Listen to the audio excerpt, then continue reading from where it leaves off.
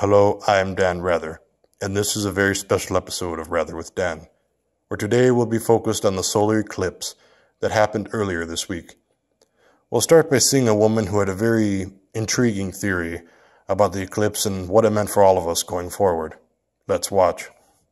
For my first segment, I'll be meeting with a woman who says she has a very interesting theory on the eclipse happening in a few days and what it could mean for all of us going forward.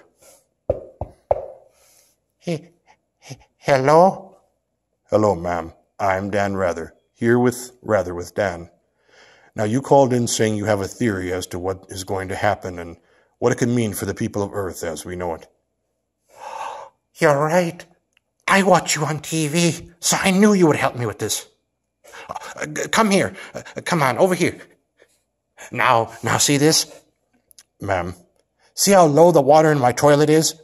And look here, it's low in the tank too. Ma'am, I'm not a plumber. No. This isn't a pipe issue.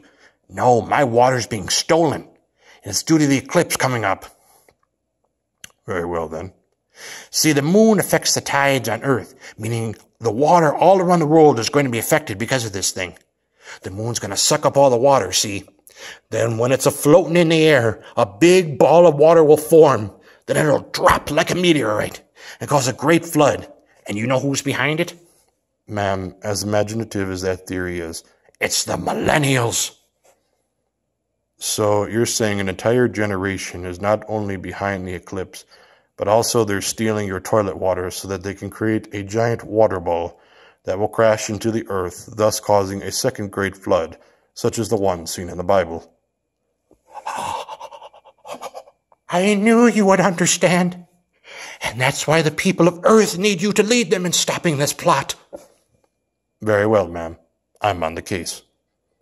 After that, I agreed to take down those responsible and put an end to their nefarious plot, which meant I simply left her home, and I'm sure eventually the studio will get a call from that loyal viewer asking on my progress. But until then, let's move on to our next segment, which occurred on the day of the eclipse itself. I'm now here with a field reporter by the name of Rick Rickeford, where we'll be observing the total solar eclipse today. Hello, Rick. Now tell me, since you've been here for some time, how many people are present for this event today? Greetings, Dan. Yes, I've been here since early this morning, and the amount of people has increased since then. I've actually had the chance to interview some people here today, and I'd say that the one that sticks out in my mind the most was a leader of a group of men who said they travel across country, going from state to state, just to see rare anomalies and other rare events, all for the sake of, as they put it, simply living.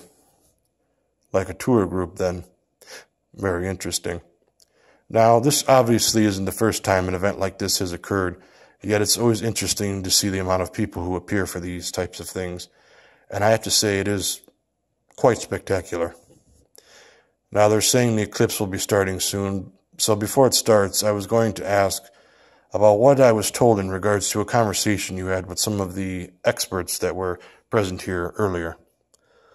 Yes, earlier this morning I had the chance to speak with a research team composed of about 10 to 15 members, and they were setting up various equipment and told me that we were actually in the best spot to see this, as it will be directly moving over us, just in a perfect angle, as they put it. Oh, and it appears that it is starting. From there, we and a couple of hundred other spectators watched the magnificent spectacle that was the eclipse. With that said, this has been Dan Rather with a very special episode of Rather with Dan. Good night, everyone.